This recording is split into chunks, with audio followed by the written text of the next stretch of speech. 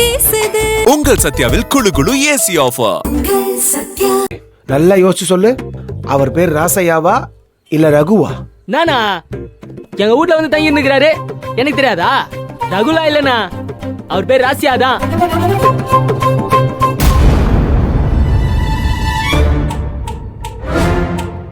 டேய், நீ சொல்ற ராசையா இவனான்னு பாரு.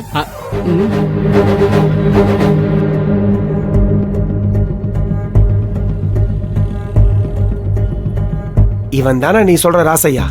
நோ, ஆமாண்ணா, இவர் தானா ராசையா?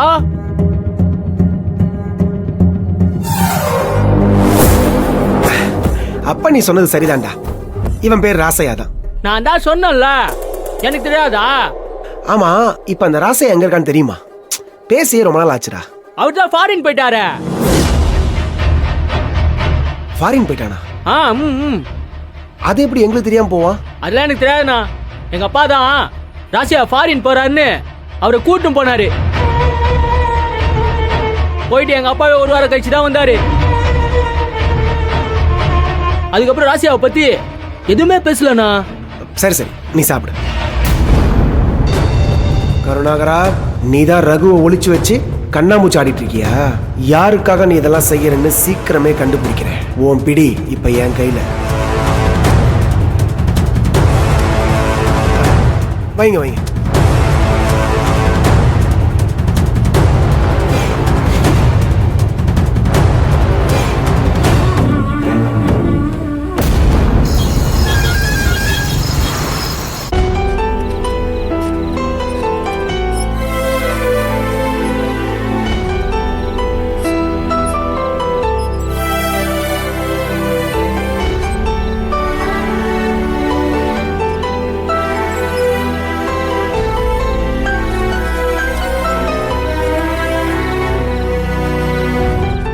ஏய் ஆனந்தி, நீ தூங்கிட்டு தானே இருந்த? நீ தூங்கினதுக்கு அப்புறம் தான் நான் இங்க வந்தேன். ஆமாங்க, தூங்கிட்டுதே இருந்தேன். ஆனா திடீர்னு தூக்கம் கலைஞ்சு போச்சு. ஏம்மா, உடம்புக்கு ஏதாவது பண்ணுதா? பசிக்குதா? இல்ல தலை ஏதாவது வலிக்குதா? இல்லைங்க, அதெல்லாம் ஒன்றும் இல்லை. என்னவோ மனசுக்குள்ள ஒரு மாதிரியா இருக்கு. அசந்து தூங்க முடியல. திடுக்குன்னு முழிப்பு வந்துருச்சுங்க. சரி வா, உட்கார் உட்கார். மெதுவா.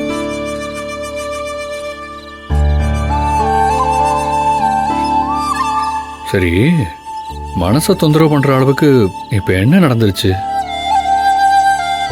நீ எதையும் நினைச்சு மனசை போட்டு குழப்பிக்காத ஆனந்தி. இல்லைங்க, என்னால அப்படி இருக்க முடியல. எப்படி உங்களுக்கு எவ்வளவு நன்றி சொன்னாலும் பத்தாதோ, அதே மாதிரி உங்ககிட்ட எவ்வளவு மன்னிப்பு கேட்டாலும் என் மனசு ஆறாது. ஆனா அதை எப்படி சொல்றதுன்னு தெரியல. என்னைய மன்னிச்சிருங்க. ஏய் ஆனந்தி, என்ன இது? என்கிட்ட எதுக்கு மன்னிப்பு கேட்கணும்? எதுக்கு இப்ப தலை குனிஞ்சு இருக்க? இங்க பாரு பாரு ஆனந்தி, இப்படி மன்னிப்பு கேட்டு தலை குனிகிற அளவுக்கு எந்த தப்பையும் ஆனந்தி என்னைக்கும் செய்ய மாட்டான். அவளால அப்படி ஒரு காரியத்தை செய்யவும் முடியாது. இல்லங்க, நான் நீ அப்படி ஏதாச்சும் செஞ்சிருந்தாலும் அதுக்கு ஏதாவது காரணம் இருக்கும்னு நான் கொஞ்சம் கொஞ்சமா புரிஞ்சுக்க ஆரம்பிச்சிருக்கேன் ஆனந்தி. நீ என்ன செஞ்சாலும் நான் உன் மேல கோவப்படவே மாட்டேன், சரியா?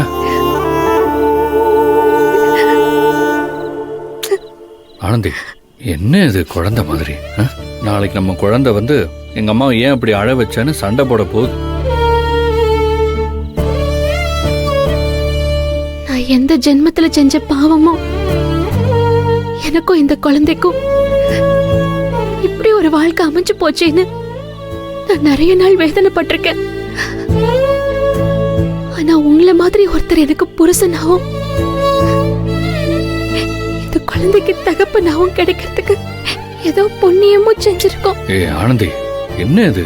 எதுக்கு இப்படி எல்லாம் பேசுற? இல்லங்க, இப்படி ஒரு நிலைமையில இந்த சமூகத்துக்கு முன்னாடி நிக்கிறது எவ்வளவு வலின்னு வார்த்தையில சொல்லி புரிய வைக்க முடியாது. ஆனா எங்க விதி, எங்க தலையெழுத்து இப்படி அவமானப்பட்டு வாழணும்னு இருந்திருக்கு. யாராலையும் துடைக்க முடியாத இந்த அவமானத்தை ஒத்த ஆளா நான் துடைக்கிறேன்னு வந்தவர் நீங்க. உங்களுக்கு என்னால எவ்வளவு கஷ்டம். என்னால வீட்லயும் கம்பெனிலயும் வெளியிலயும் நீங்க படுற கஷ்டத்தை நினைச்சாலே எனக்கு தூக்கமே வர மாட்டேங்குது. எதுக்கு என் பாரத்தை நீங்க இப்படி சுமக்குறீங்க? இந்த பாரு, சுத்தி வளைச்சு உன்னாலதான் தூங்க முடியலடா கிறுக்கான்னு சொல்ல வரியா? உன் கூட துணையா நிக்கிறதுனால தான் நான் கஷ்டப்படுறேன்னு நான் எப்போவாது சொல்லியிருக்கேனா? நாளைக்கு இந்த குழந்தை பிறந்தா அதுக்கு துணையா நீ எப்பவும் எந்த சூழ்நிலையிலையும் விட்டு கொடுக்காம நிப்ப இல்ல? சொல்லு. அப்படி நீ இந்த குழந்தைக்கு துணையா நிக்கிறத கஷ்டமாவோ இல்ல பாரமாவோ நினைப்பியா? அப்புறம் நான் மட்டும் எப்படி உன்னையும் குழந்தையும் பாரமாவோ கஷ்டமாவோ நினைப்பேன்? எங்க இந்த குழந்தை தெரியாம உருவானா கூட எனக்கும் இதுக்கும் தொப்புள் கொடி உறவு இருக்கு. குழந்தைய பெத்துக்க போற எனக்கு குழந்தைய பாத்துக்க வேண்டிய, துணையா நிக்க வேண்டிய கடமையும் பொறுப்பும் இருக்கு. உனக்கு எனக்கு சம்மந்தம் இல்லையா ஆனந்தி? குழந்தைக்கும் உனக்கும் தொப்புள் கொடி உறவு இருக்கு. அதே மாதிரி உனக்கு எனக்கும் இந்த தாலி கொடி உறவு இருக்குல்ல? இந்த தாலி கொடிக்கும் கடமையும் பொறுப்பும் இருக்குல்ல? நீ குழந்தைய வயிற்றுல சுமக்கிறதுக்கு முன்னாடில இருந்து உன்னை நான் மனசுல சுமந்துகிட்டு இருக்கேன் ஆனந்தி. வயிற்றுல சுமக்கிற பாசத்துக்கு தான் மதிப்பா? என் மனசுல சுமந்தா அது பாசம் இல்லையா? இல்ல அந்த பாசத்துக்கு மதிப்பு இல்லையா? இல்லங்க, அப்படி இல்ல. உங்க பாசத்துக்கு ஈடா இந்த உலகத்தையே கொண்டு வந்து வச்சாலும் உங்க பாசந்தே ஜெயிக்கும். அது அம்புட்டு பெருசு. இங்க பாரு ஆனந்தி, நீ சொன்னிய ஏதோ தலையெழுத்து அதனால இந்த குழந்தை எனக்கு பிறக்கணும்னு இருக்குன்னு. அதே தலையெழுத்து தான், அதே விதி தான் உன்னையும் என்னையும் சேர்த்து வச்சிருக்கு. அந்த கடவுளே வந்தாலும் நம்மளை பிரிக்க முடியாது. நீ ஏன் யோசிச்சு பாரு, எத்தனை தடவை எப்படி எல்லாம் பிரிஞ்சிருக்கோம். கருணாகரன் சார் உன் மேல திருட்டு பழி போட்டப்போ சென்னையே வேண்டான்னு நீ போன. ஒரு பேனா விற்கிறவரு உன்னை இங்கேயே திரும்பி வர வச்சாரு. அதான் நம்மளை சேர்த்த முதல் வீதி. அதுக்கப்புறம் நான் எதுவுமே வேணான்னு பங்களாதேஷ்க்கு புறப்பட்டேன். என்னை திரும்ப கூப்பிட்டு வந்தது யாரு? நீ. நாம சேரணுங்கிற விதி. அப்புறம் உனக்கே தெரியாம உனக்கு ஒரு அநியாயம் நடந்துச்சுன்னு நீ என்னை விட்டு விலகி போனல்ல?